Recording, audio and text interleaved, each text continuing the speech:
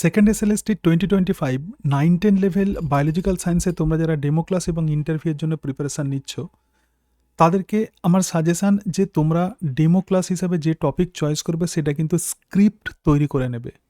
তো আমি অলরেডি বিভিন্ন টপিক তোমাদের সঙ্গে আলোচনা করেছি এবং আমি যে টপিক যেগুলো আলোচনা করেছি সেগুলো আমি ইনস্ট্যান্ট তোমাদের সঙ্গে আলোচনা করেছি এবং বিগত কয়েকদিন আমি ভিডিও আপলোড করিনি। এর কারণটা হচ্ছে এটাই যে আমার মনে হয়েছে একটু তোমাদেরকে স্ক্রিপ্ট তৈরি করে আমি তোমাদেরকে প্রোভাইড করব এবং সেই কারণের জন্য বিগত কয়েকদিন আমি আলোচনা করিনি। তো এই স্ক্রিপ্টগুলো আমি প্রধানত তৈরি করছিলাম। তোমাদের যে ডেমো টপিক যেগুলো তোমরা চয়েস করছো, তোমার যদি মনে হয় যে স্ক্রিপ্টগুলো তোমরা যে টপিককে তোমরা চয়েস করবে, তো সেটাকে একটু স্ক্রিনশট নিয়ে নেবে। আমি যেভাবে লিখেছি এগুলো স্ক্রিনশট নিয়ে নেবে এবং এই স্ক্রিপ্টে ইম্পর্টেন্ট টার্মগুলো কিন্তু আছে এবং সেগুলো কিন্তু তোমাদেরকে অবশ্যই বলতে হবে। ঠিক আছে? তাহলে এইভাবে তোমরা স্ক্রিপ্ট তৈরি করে নেবে। এবং এই প্রসঙ্গে বলি যে 11-12 লেভেলে প্রধানত এসএসসিতে দেখা গেছে যে 11-12 লেভেলে প্রধানত সাবজেক্ট থেকে প্রশ্ন ম্যাক্সিমাম করা হয়, কিন্তু 9-10 লেভেলে একজন টিচারের জেনারেল নলেজ থেকে কিন্তু প্রশ্ন ম্যাক্সিমাম ক্ষেত্রে করা হয়। এবং ইন্টারভিউ একটা ট্রিকি ব্যাপার। মানে একবার তুমি ভাবছো যে এই ধরনের প্রশ্ন করা হবে, কিন্তু দেখলে যে তোমার ক্ষেত্রেই অন্যরকম প্রশ্ন করা হলো। তো সেই জন্য তোমাদেরকে বারবার বলছি, তোমরা যেমন ডেমো ক্লাসের প্রিপারেশান তো অবশ্যই খুব ভালোভাবে নিতে হবে এবং ডেমো টপিক হিসেবে যেটা চয়েস করবে তো সেই সম্পর্কে ডিপ নলেজ থাকতে হবে। যেমন এক্ষেত্রে দেখতে পাচ্ছ সপুষ্পক উদ্ভিদের দিনিশেক তুমি যদি ডেমো টপিক হিসাবে চয়েস করো, তাহলে দিনিশেক বা ডাবল ফার্টিলাইজেশন একদম ডিটেলসে যেমন জানবে, তার সঙ্গে সঙ্গে প্ল্যান্ট এমব্রায়োলজি বিএসসি এমএসসি লেভেলের আইডিয়া তোমাকে নিয়ে রাখতে হবে। এর সাথে সাথে ক্লাসরুম ম্যানেজমেন্ট, জেনারেল নলেজ, এইসব বিষয়গুলোও কিন্তু তোমাকে পড়ে রাখতে হবে। কারণ কোথা থেকে প্রশ্ন করবে আমরা কিন্তু কেউ জানি না বা কেউ বলতে পারি না। এবং তোমরা অনেকেই আমাকে বলছো যে স্যার ডেমো টপিক হিসাবে এখান থেকে কী প্রশ্ন করা হবে, ওখান থেকে কী প্রশ্ন করা হবে, বা তুমি যে ডেমো টপিককে যেটা চয়েস করেছো, দেখো এটা কখনো বলা যায় না। আমি যেখান থেকে প্রশ্ন বলবো তো সেখান থেকে যারা ইন্টারভিউ নেবেন তারা প্রশ্ন করবেন, এটা কিন্তু কখনোই হয় না। তো সেই হিসাবে এই ধরনের রিকোয়েস্ট তোমরা করবে না, কিন্তু তোমরা বিএসসি এমএসসি লেভেলে একদম ডিপ লেভেলে ডেমো টপিকগুলো তোমরা পড়ে যাবে। ঠিক আছে? এবং জেনারেল নলেজও কিন্তু মাথায় নিয়ে যাবে। 9-10 লেভেলে কিন্তু জিকে থেকেও প্রশ্ন করা হতে পারে। ক্লাসরুম ম্যানেজমেন্ট আবারও বলছি, তার সঙ্গে সঙ্গে যে জেনারেল নলেজ, কারেন্ট অ্যাফেয়ার্স, এখান থেকেও কিন্তু প্রশ্ন করা হতে পারে। তো যাই হোক, আমি স্ক্রিপ্ট নিয়ে আমি আলোচনা করছি। অলরেডি ডেমো ক্লাস আমি তোমাদেরকে দিয়েছি। আমি প্রধানত বলি না যে এইভাবে তোমরা ক্লাস করো, আমি কিন্তু তোমাদেরকে ডেমো দিয়ে দেখিয়েছি। ঠিক আছে? এখন তোমাদেরকে আমি স্ক্রিপ্ট দেখাচ্ছি যাতে তোমাদের সুবিধা হয় এবং তোমাদের সামনে একটা অপরচুনিটি এসেছে অনেক দিন পরে, এই অপরচুনিটিকে কিন্তু তোমাদেরকে ভালোভাবে কাজে লাগাতে হবে এবং সেই জন্যই আমার এই প্রচেষ্টা। আমি দেখতে পাচ্ছ হাতে লিখে লিখে আমি এই নোটসগুলো তৈরি করেছি। একদম মানে নতুন করে আবার আমাকে সব কিছু আমি লিখে করেছি যাতে তোমাদের সুবিধা হয়। তোমরা এই নোটসগুলো পাওয়ার জন্য আমাকে রিকোয়েস্ট করো না। তোমরা যে ডেমো টপিক তোমরা যেটা চয়েস করবে, তো সেটা যদি তোমার মনে হয় এখান থেকে তোমরা স্ক্রিনশট নিয়ে নেবে। ঠিক আছে? তাহলেই এগুলো তোমরা পেয়ে যাবে। ঠিক আছে? সবগুলো তোমার লাগবে না। দেখো, গুপ্তবীজী বা সপুষ্পক উদ্ভিদের নিষেক প্রথম পর্যবেক্ষণ করেন বিজ্ঞানী স্ট্রেস বার্জার। পরাগধানীতে উৎপন্ন হ্যাপ্লয়েড পুংরেণু ভ্রূণস্থলিতে বা এমব্রায়োস্যাকে উৎপন্ন ডিম্বাণুর সঙ্গে যুক্ত হয়। তাহলে পরাগধানী, আচ্ছা এইভাবে স্ক্রিপ্ট লিখছো। এবং দিনিশেক কেন এটাকে বলা হচ্ছে প্রথমেই বলে দাও। কারণ দিনিশেক, এই নিষেকের ফলে ট্রিপ্লয়েড শস্য তৈরি হয় এবং তার সঙ্গে সঙ্গে ডিপ্লয়েড জাইগোট তৈরি হয় এবং দুইবার নিষেক হয়, অর্থাৎ একবার ট্রিপ্লয়েড শস্য তৈরি করার জন্য নিষেক এবং একবার ডিপ্লয়েড জাইগোট তৈরি করার জন্য নিষেক হয়। সেই জন্যই এটাকে আমরা দ্বিনিষেক বলবো। তো কেন বা কীভাবে এই ট্রিপ্লয়েড শস্য এবং ডিপ্লয়েড জাইগোট তৈরি হয়, এটাই মেনলি আমাদের দ্বিনিষেকে বুঝতে হবে। তাহলে প্রথমেই আমরা দেখব যে পুংরেণু বা মাইক্রোস্পোর। দেখো, এক্ষেত্রে ফুলের পুংকেশর চক্র আছে এবং এটা পরাগধানী আছে এবং পরাগধানীর মধ্যেই প্রধানত পরাগরেণু বা মাইক্রোস্পোর বা পুংরেণু তৈরি হয়। এবং এই মাইক্রোস্পোরের যদি আমরা গঠন দেখি, মাইক্রোস্পোরের বাইরের দিকে যে একটা লেয়ার থাকে তো তাকে বলে এক্সাইন, এবং এক্সাইনের ভিতরে যে অংশটা থাকে তো সেটাই হচ্ছে ইনটাইন, এবং ইনটাইন থেকেই পরাগ নালী তৈরি হয়। এবং ইনটাইনের ভেতরে প্রধানত দুটো সেল থাকে। পরাগরেণু actually cell within cell structure, মানে একটা কোষের ভিতরে আর একটা কোষ থাকে। বড় যে কোষটা থাকে তো সেই কোষটাই হলো ভেজিটেটিভ কোষ বা টিউব কোষ, এবং এটা নষ্ট হয়ে যায়। এবং এই টিউব কোষের ভিতরে যে কোষটা থাকে তো সেটাই হচ্ছে জেনারেটিভ সেল, এবং এই জেনারেটিভ সেল থেকে দুটো মেল গ্যামেট তৈরি হয়, দুটো পুং গ্যামেট তৈরি হয়, এবং বড়টি ডিম্বাণুর সঙ্গে যুক্ত হয় এবং ছোটটি পোলার নিউক্লিয়াস সঙ্গে যুক্ত হয়। যখনই দিনিশেক বলছে এই অংশটা তুমি যখনই বলে দিচ্ছ মনে রাখবে, তখনই কিন্তু তোমার 50% ক্লাস হয়ে গেল। ওনারা বুঝে যাবেন যে তুমি সমস্ত বিষয়টা ভালোভাবে তোমার ক্লিয়ার আইডিয়া আছে, কনসেপশন আছে। ঠিক আছে? আচ্ছা, এরপরেই যেখানে চলে আসবে তো সেটা হচ্ছে একদম কিভাবে দিনিশেক হচ্ছে। তো যখন এটা বলবে তখন এই জায়গাটা বলবে। তো আমরা এক্ষেত্রে দেখতে পাচ্ছি যে গর্ভদণ্ড এবং গর্ভদণ্ডের উপরের যে অংশটা আছে তো সেটাই হচ্ছে গর্ভমুণ্ড আঁকতে আঁকতে বলবে, এবং তার নিচে যেটা আছে তো সেটা হচ্ছে গর্ভদণ্ডে, এবং সব থেকে নিচে যে স্ফীত যে অংশটা আছে তো এটাই হলো ডিম্বাশয়। এবং ডিম্বাশয়ের ভেতরে ডিম্বক থাকে, এবং ডিম্বকের ভেতরে ভ্রূণস্থলী বা এমব্রায়ো স্যাক থাকে। আমরা প্রথমেই দেখেছিলাম যে এমব্রায়ো স্যাকের মধ্যে প্রধানত এদের ওভাম বা ডিম্বাণু থাকে। এখন পুংরেণু যখন গর্ভমুণ্ডে পড়ে তখন গর্ভমুণ্ড থেকে রস নিঃসৃত হয় এবং তার ফলে এক্সাইন বিদীর্ণ হয়, এবং আইন এক্ষেত্রে বর্ধিত হয়ে যে গঠন তৈরি করে তো তাকেই আমরা বলবো পরাগনালী। এবং এই পরাগনালীর মধ্যে যে টিউব কোষ আছে, এখানে পরাগনালীর যে টিউব কোষ আছে তো সেটা প্রধানত কি কাজ করবে, জেনেটিভ কোষের মধ্যে জেনেটিভ কোষ থেকে প্রধানত ছোট এবং বড় দুটো গ্যামেট তৈরি হবে, এবং টিউব কোষের নিউক্লিয়াস প্রধানত এই জেনারেটিভ কোষের নিউক্লিয়াসগুলোকে গাইড করে নিয়ে যাবে। ঠিক আছে? এবং এখানে একটু বলে দেবে যে ডিম্বাশয় ফলে নিষেকের পর এবং ডিম্বক বীজে পরিণত হয়। এবং এমব্রায়ো স্যাক বা ভ্রূণস্থলী যদি আমরা দেখি তাহলে ভ্রূণস্থলীর যে ডিম্বক রন্ধ্র আছে তো ডিম্বক রন্ধ্রের দিকে 3টে কোষ থাকে। সব থেকে বড় যে কোষটা আছে তো সেটাই হচ্ছে ডিম্বাণু, এবং এই ডিম্বাণুর সঙ্গে বড় পুং গ্যামেট যুক্ত হয়। এবং তার বিপরীতে যে কোষ আছে তো সেটাই প্রতিবাদা কোষ সমষ্টি 3টে, এবং মাঝখানে যেটা কোষ থাকে তো সেটা হচ্ছে দুটো পোলার নিউক্লি থাকে। ঠিক আছে? বা এটা ডিপ্লয়েড নির্ণীত নিউক্লিয়াস এটাকে বলা হয়, এবং ছোট পুং গ্যামেট এর সঙ্গে যুক্ত হয়। এবং যেহেতু এখানে দুবার ফার্টিলাইজেশন হচ্ছে তো সেই জন্যই এটাকে আমরা দিনিশেক বলবো। একদম যে ছবিগুলো আমি আঁকলাম এই ছবিগুলো তোমরা দেওয়ার চেষ্টা করবে। তো ডিপ্লয়েড জাইগোট মাইটোসিস পদ্ধতিতে পরে বিভাজিত হয়ে ভ্রূণ বা এমব্রায়ো তৈরি করে এবং ডিম্বক বীজে পরিণত হয়, এবং এই বীজের মধ্যে আমরা ভ্রূণ পাবো এবং তার সঙ্গে সঙ্গে শস্য পাবো, এন্ডোস্পার্ম পাবো, যা খাদ্য সরবরাহ করে অঙ্কুরোদ্গম না হওয়া পর্যন্ত ভ্রূণকে পুষ্টি প্রদান করে। তো এইভাবেই সপুষ্পক উদ্ভিদের দিনিশেক পদ্ধতি সম্পন্ন হয়। তাহলে এইভাবে কিন্তু তোমরা স্ক্রিপ্ট লিখে নেবে, না হলে কিন্তু ডেমনস্ট্রেশন ভালো হবে না। ঠিক আছে? আবারও বলছি, স্ক্রিপ্ট তৈরি না করলে এবং আয়নার সামনে দাঁড়িয়ে প্র্যাকটিস করবে, তোমার বলার ক্ষমতা, তোমার বোঝানোর ক্ষমতা, তোমার বডি ল্যাঙ্গুয়েজ, এই সবগুলোই কিন্তু ওনারা চেক করবেন। আরও একটা টপিক আছে, এটা হচ্ছে পরাগ সংযোগ। খুব ভালো টপিক। তুমি ডেমো টপিক হিসেবে যদি পরাগ সংযোগ চয়েস করো তাহলে কি বলবে একটুখানি দেখে নাও। দেখো, পরাগধানী থেকে উৎপন্ন পরাগরেণু ফুলের গর্ভমুণ্ডে পড়ে, এবং এই যে পদ্ধতি তো একেই আমরা বলবো পরাগ সংযোগ। এবং এই যে পরাগরেণু এটা কিন্তু নন মোটাইল, মানে সপুষ্পক উদ্ভিদের ক্ষেত্রে এক্ষেত্রে কোনো ফ্ল্যাজেলা থাকে না। সুতরাং এই পরাগরেণু গর্ভমুণ্ডে এসে পড়ে। তো এই যে প্রসেস তো এটাকেই আমরা বলবো পরাগ সংযোগ। একদম ছবির সাহায্যে তুমি বলছো। মনে রাখবে ডেমোতে কিন্তু ছবি কথা বলবে। এবং এই পরাগ সংযোগ বিভিন্ন রকমের হয়, যেমন অটোগ্যামি বা স্বপরাগযোগ হতে পারে। এটা সহবাসী উদ্ভিদের ক্ষেত্রে হয়, অর্থাৎ একই ফুলের মধ্যে সম্পন্ন হয়। এরকম একদম ছবি আঁকবে। এটা হচ্ছে পুংকেশর চক্র আর এটা গর্ভকেশর চক্র।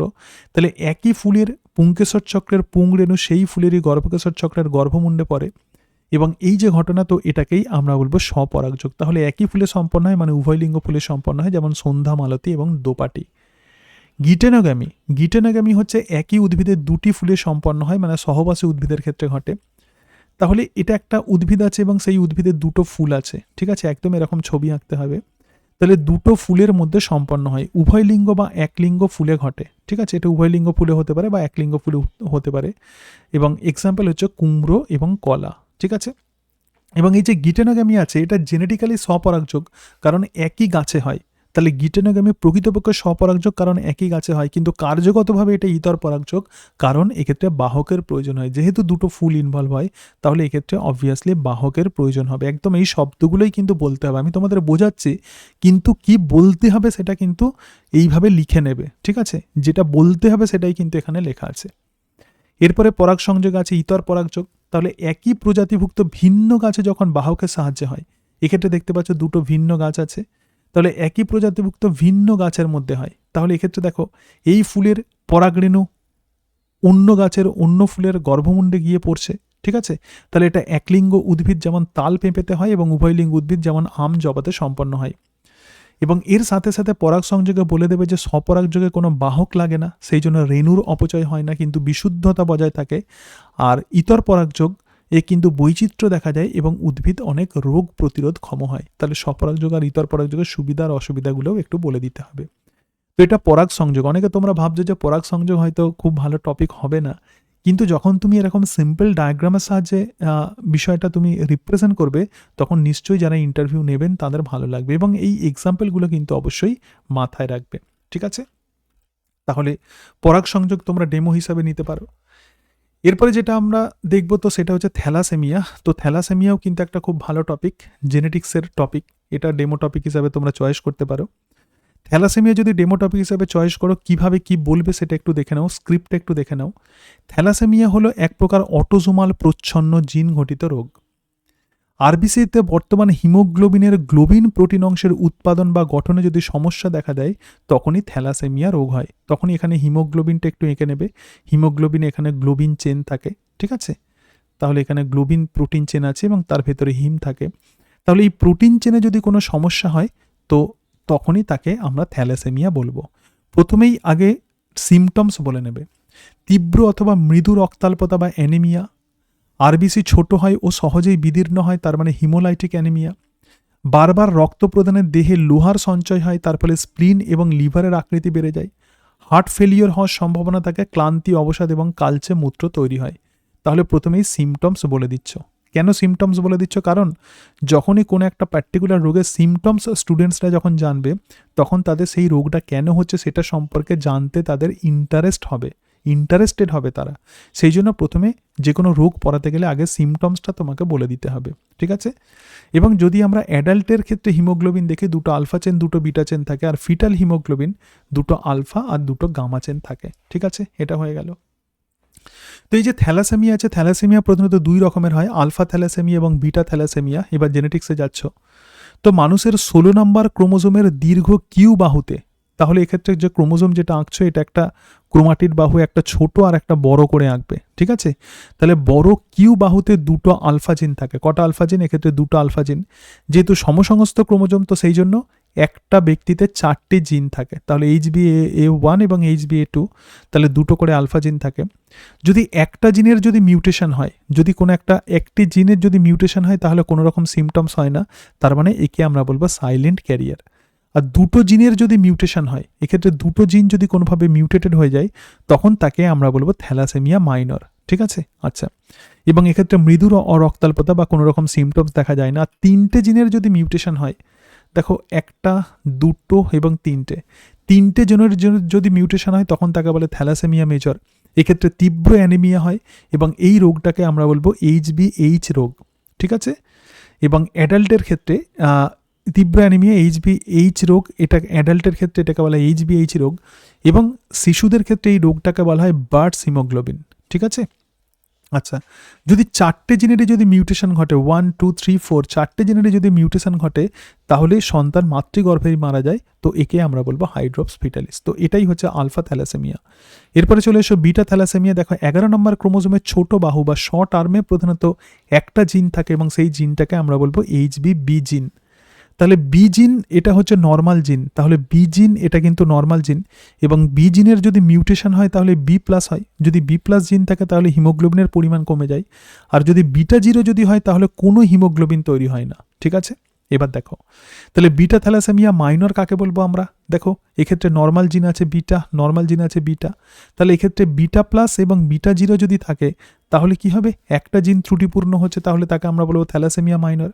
আর বিটা থ্যালাসেমিয়া মেজর কি হচ্ছে? দেখো দুটো জিনই মিউটেটেড, তাহলে এক্ষেত্রে দুটো জিন ত্রুটিপূর্ণ, তাহলে এটাই হচ্ছে থ্যালাসেমিয়া মেজর। এরপরে তোমাকে যেটা বলতে হবে, পিতা আর মাতা যদি উভয়ই বাহক হয়, তাহলে 25% চান্স থাকে সন্তানদের থ্যালাসেমিক হওয়ার। তাহলে এক্ষেত্রে আমরা দেখতে পাচ্ছি থ্যাল, যেটা আর কি ক্লাস 10-এর বইতে এটা আছে সিম্পল। তাহলে 25% নর্মাল, 50% বাহক এবং 25% ডিজিজ হয়, ঠিক আছে?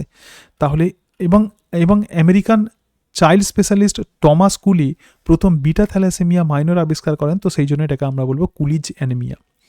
তাহলে যদি থ্যালাসেমিয়ার জেনেটিক্স তুমি যদি চয়েস করো, থ্যালাসেমিয়ার জেনেটিক্স টোটাল জেনেটিক্স থেকে একটুখানি ডিফারেন্ট। তার মিউটেশন একটু ক্রিটিক্যাল, তো সেটা যদি এইভাবে খুব ভালো করে বুঝিয়ে দিয়ে আসতে পারো, এটাও কিন্তু একটা ভালো টপিক হবে। এবং যদি থ্যালাসেমিয়া জেনেটিক্স চয়েস করো, বিভিন্ন রকমের জিন ঘটিত রোগ সম্পর্কে কিন্তু আইডিয়া ক্লিয়ার নিয়ে যাবে। ঠিক আছে, আমি জাস্ট স্ক্রিপ্টগুলো তোমাদেরকে দেখাচ্ছি। এরপরে যদি সেক্স ক্রোমোজোমাল বাহিত রোগ বা হিমোফিলি এবং বর্ণান্ধতাকে তোমরা যদি চয়েস করো, তাহলে তার স্ক্রিপ্ট কেমন হবে দেখো।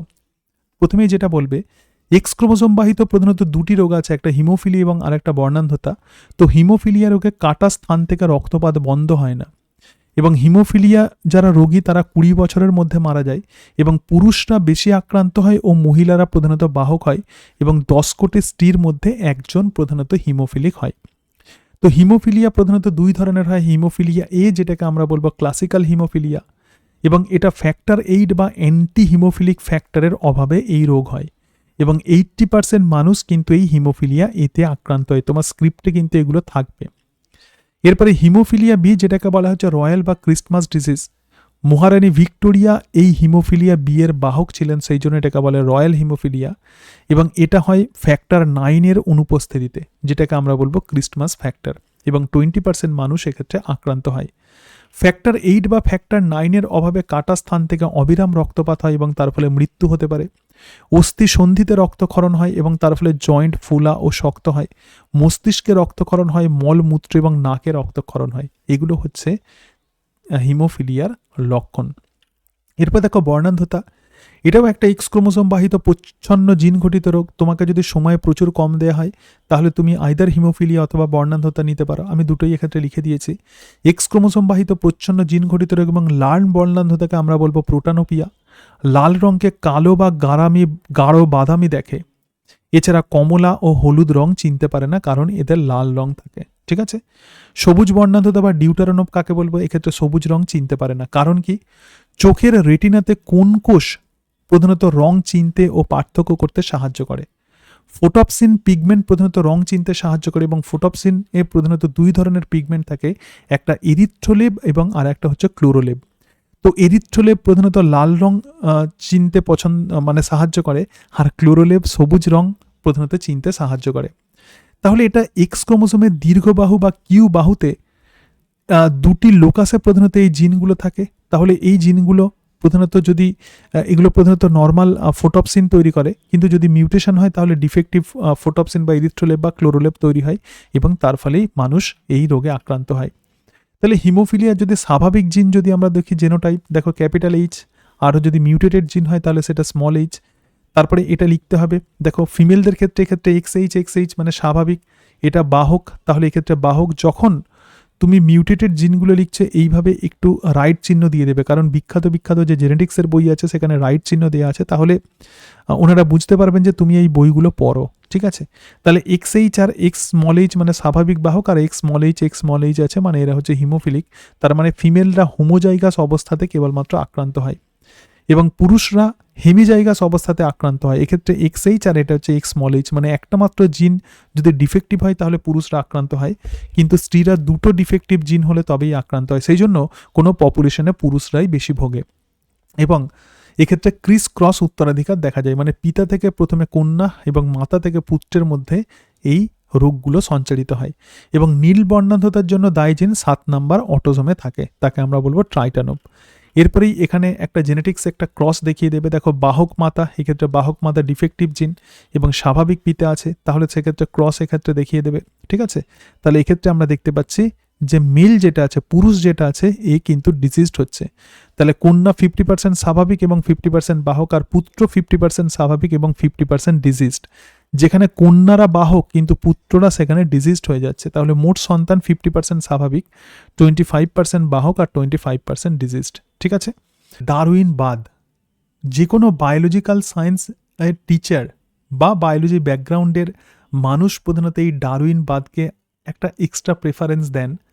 তো তুমি যদি এটাকে ডেমো টপিক হিসাবে বলতে পারো যে আজকে আমি ডারউইনবাদ সম্পর্কে আলোচনা করব, তাহলে ওনাদের ভালো লাগবে। ঠিক আছে, ওনারা বলবেন যে বাহ ঠিক আছে, ভালো টপিক আপনি চয়েস করেছেন, ঠিক আছে বোঝান।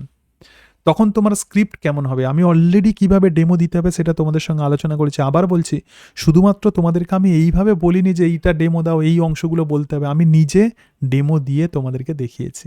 ঠিক আছে, তো ডারউইনবাদ দেখো, ডারউইন যে মতবাদ দিয়েছিলেন সেটাকে আমরা বলবো প্রাকৃতিক নির্বাচন মতবাদ, বা তাকেই বলা হয় ডারউইনিজম। এবং তার এই প্রাকৃতিক নির্বাচন মতবাদ প্রকাশ পেয়েছিল 1859 সালে একটা বই on the origin of species by means of natural selection গ্রন্থে। তিনি 1831 থেকে 1839 খ্রিস্টাব্দ দক্ষিণ আমেরিকার গ্যালাপাগাস দ্বীপপুঞ্জ ভ্রমণ করেন এবং জাহাজের নাম ছিল HMS বিগল। এগুলো তুমি বলছো, ঠিক আছে, এগুলো তুমি বলছো প্রশান্ত মহাসাগরের প্রধানত দ্বীপ, এবং সেই জন্য এগুলোকে লেখার দরকার নেই, কিন্তু তুমি স্ক্রিপ্টে লিখে রাখবে, ঠিক আছে, এই টার্মগুলো যেন বাদ না যায়।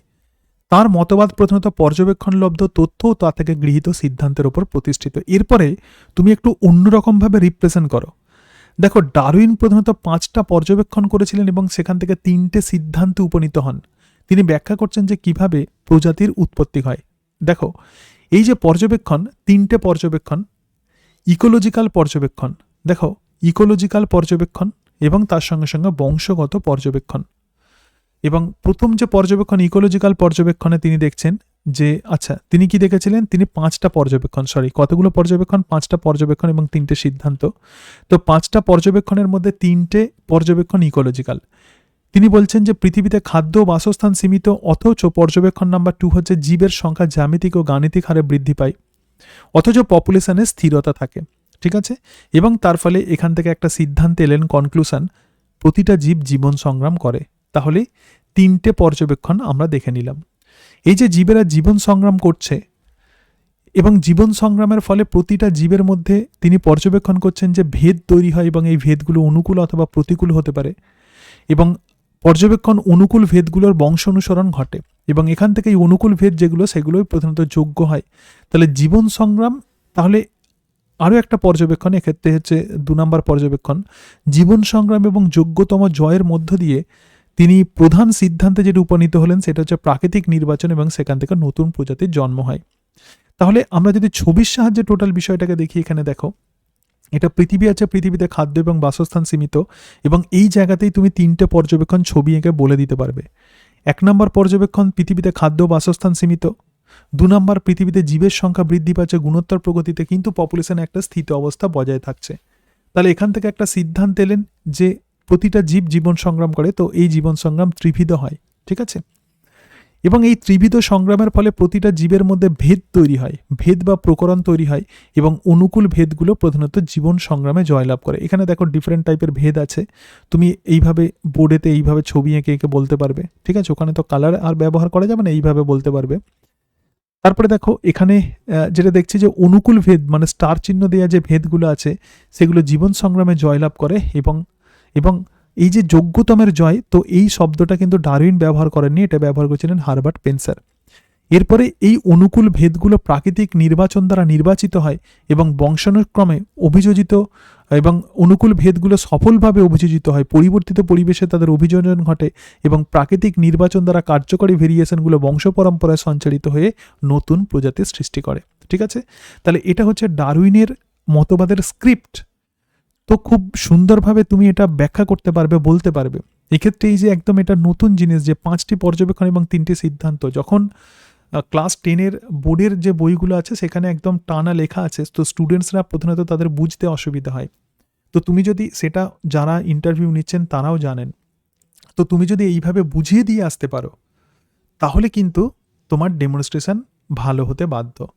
তাহলে যদি তুমি ইভলিউশনকে ডেমো হিসাবে চয়েস করো তাহলে অবভিয়াসলি ডারউইনিজম, নিও ডারউইনিজম, ল্যামার্কিজম, তার সঙ্গে সঙ্গে নিও ডারউইনিজমের যে ইভলিউশনের গাইডিং ফোর্সগুলো আছে সব কিন্তু ভালোভাবে পড়ে যাবে, কারণ ইভলিউশন সবসময় বায়োলজি ব্যাকগ্রাউন্ডের যে কোনো মানুষের কাছে একটা ফেভারেট টপিক বা ফেভারেট রিজিয়ান্স।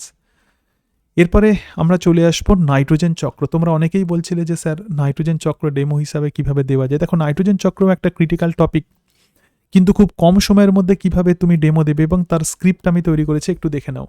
আবারও বলছি, এগুলো স্ক্রিপ্ট ফর্মে, আমি এর সমস্ত লেকচার ভিডিও আপলোড করে দিয়েছি। এখন তোমাদের যেটা প্রয়োজন, তোমার যেটা দরকার, তো সেই স্ক্রিপ্টটা তৈরি করে নেওয়া। তো তোমরা যে টপিকগুলো আমি বললাম, তো তোমার যে টপিক আছে সেটা স্ক্রিনশট নিয়ে তোমরা সেগুলোকে লিখে নিতে পারো, লিখতে খুব বেশি সময় লাগবে না। আমাকে আর রিকোয়েস্ট করো না যে নোটসগুলো পাঠাতে, ঠিক আছে, কারণ এটা পাঠানো আমার পক্ষে সম্ভবও হবে না, আমি সময় পাচ্ছি না একদম, বিভিন্ন বিষয় তৈরি করতে হচ্ছে। তো তোমাদের যেটা প্রয়োজন সেটা একটু স্ক্রিনশট নিয়ে নেবে এবং স্ক্রিনশট নিয়ে তোমরা তৈরি করে নেবে। কিছু জিনিস কিন্তু নিজেকে তৈরি করতে হবে, সবই যে স্যার তৈরি করে দেবেন এরকম নয়, কিছু জিনিস তো তোমাকে নিজেকে তৈরি করতেই হবে, ঠিক আছে? এবং আবারও বলছি যে আয়নার সামনে দাঁড়িয়ে কিন্তু প্র্যাকটিস করবে, সময় খুব বেশি দেবে না। আমি যেভাবে স্ক্রিপ্টগুলো তৈরি করেছি তোমাদেরকে এই টার্মগুলো কিন্তু বলতে হবে, ঠিক আছে? এবার নিজের মতো করে কিছু বিষয় দেখো, এই ধরনের চাকরি পেতে গেলে কিছু নিজস্বতা তোমার মধ্যে থাকতেই হবে, ঠিক আছে? আচ্ছা, নাইট্রোজেন চক্র। দেখো, যে পদ্ধতিতে পরিবেশ থেকে নাইট্রোজেন জীবের দেহতে এবং জীব দেহ থেকে নাইট্রোজেন আবার পরিবেশে ফিরে যায় তাকেই আমরা বলবো নাইট্রোজেন চক্র। এইটাকে তুমি আঁকছো। অ্যাটমসফিয়ারে অন্তত নাইট্রোজেনের পরিমাণ কত? 78 থেকে 79%। এবং নাইট্রোজেন চক্রের গুরুত্ব কি? নাইট্রোজেন প্রোটিন এবং নিউক্লিক অ্যাসিড তৈরিতে কাজে লাগে এবং উদ্ভিদ এবং ব্যাকটেরিয়া কিন্তু নাইট্রোজেন চক্র নিয়ন্ত্রণ করে। প্রাণী ছাড়াও কিন্তু নাইট্রোজেন চক্র সম্পন্ন হতে পারবে, ঠিক আছে? উদ্ভিদ অ্যাটমসফিয়ারিক নাইট্রোজেন সরাসরি শোষণ করে না, কিন্তু অ্যামোনিয়াম এবং নাইট্রেটকে উদ্ভিদ গ্রহণ করে। তাহলে এটাকে তুমি বলে নিচ্ছ। বলে নেওয়ার পরে দেখো, প্রথম যে ঘটনাটা ঘটে নাইট্রোজেন চক্রে সেটা হচ্ছে জীবজ নাইট্রোজেন স্থিতিকরণ, অর্থাৎ অ্যাটমসফিয়ারের নাইট্রোজেন জীবের দেহতে চলে আসে। তো ব্যাকটেরিয়া প্রধানত এই কাজ করে, ব্যাকটেরিয়ার দেহতে নাইট্রোজেনের উৎসেচক থাকে, তো সেই উৎসেচকের সাহায্যে মুক্ত নাইট্রোজেনকে আবদ্ধ করে এবং ব্যাকটেরিয়ার যখন মৃত্যু হয় তো মৃত্যুর পরে এই নাইট্রোজেন মাটিতে আবদ্ধ হয়। এবং এই যে নাইট্রোজেন স্থিতিকরণ মানে অ্যাটমসফিয়ারিক নাইট্রোজেন একদম জীবের দেহতে ঢুকে যাচ্ছে, এটাকেই আমরা বলবো নাইট্রোজেন ফিক্সেশন। এটা হতে পারে স্বাধীনজীবী ব্যাকটেরিয়া দ্বারা। এই নামগুলো কিন্তু তোমাকে বলে দিয়ে আসতে হবে। স্বাধীনজীবী ব্যাকটেরিয়া যারা ফ্রি লিভিং, অন্য কোনো জীবের সঙ্গে তারা যুক্ত নেই, একদম তারা ফ্রি লিভিং এইভাবে থাকে, ঠিক আছে? তো তারা হচ্ছে স্বাধীনজীবী, যেমন অ্যাজোটোব্যাক্টার, ক্লস্ট্রিডিয়াম। মিথজীবী শিম্বগোত্রীয় উদ্ভিদের মূলের অর্বুদে বসবাস করে। তো এরকম যে মিথজীবী ব্যাকটেরিয়া আছে সেটা হচ্ছে রাইজোবিয়াম, যেমন ছোলা, মটর, মুসুর। তাহলে এরা অন্য উদ্ভিদের মূলের অর্বুদে বসবাস করে। এরাও কিন্তু বায়োলজিক্যাল নাইট্রোজেন ফিক্সেশন ঘটায়। তো এই রাইজোবিয়াম কি কাজ করবে? নাইট্রোজেনকে অ্যামোনিয়াতে পরিণত করে, যা মাটির H+ আয়নের সঙ্গে যুক্ত হয়ে অ্যামোনিয়াম আয়নে পরিণত হয়। তাহলে যখন এদের মৃত্যু হয় তখন সেই নাইট্রোজেনকে এরা অ্যামোনিয়াতে পরিণত করছে। তাহলে এই অ্যামোনিয়া এবার H+ আয়নের সঙ্গে যুক্ত হয়ে সেটা অ্যামোনিয়ামে পরিণত হচ্ছে এবং এই অ্যামোনিয়ামকে উদ্ভিদ কিন্তু গ্রহণ করতে পারে, ঠিক আছে? এবার দেখো, এরপরে জীবদেহে নাইট্রোজেনের প্রবেশ, এই যে অ্যামোনিয়াম আয়ন যেটা তৈরি হচ্ছে, তো সেই অ্যামোনিয়াম আয়ন এবার উদ্ভিদের দেহ থেকে প্রাণীদের দেহতে যায়। এরপরে অ্যামোনিফিকেশন, উদ্ভিদ ও প্রাণীর মৃত্যু হয় এবং তার ফলে রেচন পদার্থ মৃতদেহ থেকে জটিল প্রোটিন অণু অ্যামোনিয়াতে পরিণত হয়। এইভাবেই অ্যামোনিফিকেশন হতে পারে। অ্যামোনিফাইং ব্যাকটেরিয়া হচ্ছে ব্যাসিলাস মাইকয়েডিস এবং অ্যাক্টিনোমাইসিটিস, ঠিক আছে? এরপর দেখো নাইট্রিফিকেশন, অ্যামোনিয়াম প্রথমে নাইট্রাইটে পরিণত হয়। এক্ষেত্রে যে ব্যাকটেরিয়া লাগে তার নাম নাইট্রোসোমোনাস, এবং পরে নাইট্রেটে পরিণত হয়। এক্ষেত্রে যে ব্যাকটেরিয়া লাগে তার নাম নাইট্রোব্যাক্টার। এবং তার ফলে অ্যামোনিয়াম অক্সিজেনের সঙ্গে যুক্ত হয়ে প্রথমে নাইট্রাইট, আবার অক্সিজেনের সঙ্গে যুক্ত হয়ে নাইট্রেটে পরিণত হয়। এরপরে ডিনাইট্রিফিকেশন, তো নাইট্রেট যৌগ অণুজীবের ক্রিয়ায় বিশ্লিষ্ট হয়ে পুনরায় নাইট্রোজেন রূপে পরিবেশে ফিরে যায়। ডিনাইট্রিফিকেশন ঘটায় সিউডোমোনাস এবং থায়োব্যাসিলাস। এগুলো তো পড়ছো, এবার ছবির সাহায্যে তুমি এইভাবে জাস্ট ওই অংশগুলো ব্যাখ্যা করতে পারবে। দেখো, অ্যাটমসফিয়ারিক নাইট্রোজেন প্রথমে অ্যামোনিয়াতে পরিণত হয় এবং এই যে ঘটনা, তো একেই আমরা বলবো নাইট্রোজেন স্থিতিকরণ। এবং নাইট্রোজেন স্থিতিকারী যে সমস্ত ব্যাকটেরিয়া আছে, যেমন অ্যাজোটোব্যাক্টার, ক্লস্ট্রিডিয়াম এবং রাইজোবিয়াম, তো তার মধ্যে কোনগুলো স্বাধীনজীবী বলে দেবে এবং তার সঙ্গে সঙ্গে কোনটা প্রধানত এক্ষেত্রে সিম্বায়োটিক ব্যাকটেরিয়া সেটা বলে দেবে। তো অ্যামোনিয়া এবার মাটিতে চলে আসে এবং মাটির H+ আয়নের সঙ্গে যুক্ত হয়ে এই অ্যামোনিয়ামে পরিণত হয়। এবং এই অ্যামোনিয়াম এবার কিন্তু উদ্ভিদ গ্রহণ করতে পারে। দেখো, উদ্ভিদ তাহলে কি গ্রহণ করছে? অ্যামোনিয়াম আয়ন গ্রহণ করতে পারে। অথবা এই অ্যামোনিয়াম প্রধানত নাইট্রাইট এবং নাইট্রেটে পরিণত হয়। এই যে ঘটনা, এটা হচ্ছে নাইট্রিফিকেশন। এই ছকটা সিম্পল ছক, সহজেই তুমি বোঝাতে পারবে। এক্ষেত্রে নাইট্রিফাইং ব্যাকটেরিয়ার এক্সাম্পল দিয়ে দেবে। এরপরে উদ্ভিদ তাহলে অ্যামোনিয়াম এবং তার সঙ্গে সঙ্গে নাইট্রেট গ্রহণ করছে এবং গ্রহণ করে উদ্ভিদের বৃদ্ধি হয়। একটা আয়ন আছে, এই নাইট্রেট আয়ন ডিনাইট্রিফাইং ব্যাকটেরিয়া আবার সেটাকে নাইট্রোজেনে পরিণত করতে পারে। তার মানে মাটিতে যে নাইট্রেট থাকে সেটা পুনরায় নাইট্রোজেনে পরিণত হয়। এবং মৃত জীবদেহের যে রেচন পদার্থ আছে, তো সেই রেচন পদার্থগুলোও কিন্তু অ্যামোনিফিকেশন ঘটায়, সেটাও কিন্তু সেখান থেকেও কিন্তু অ্যামোনিয়া তৈরি হয়, ঠিক আছে? তাহলে এটা 1 নম্বর স্টেপ, এটা 2 নম্বর স্টেপ, আর এখানে আরও বিভিন্ন স্টেপগুলো আছে। তো এই ছবির সাহায্যে তুমি নাইট্রোজেন সাইকেল খুব ভালো করে বোঝাতে পারবে।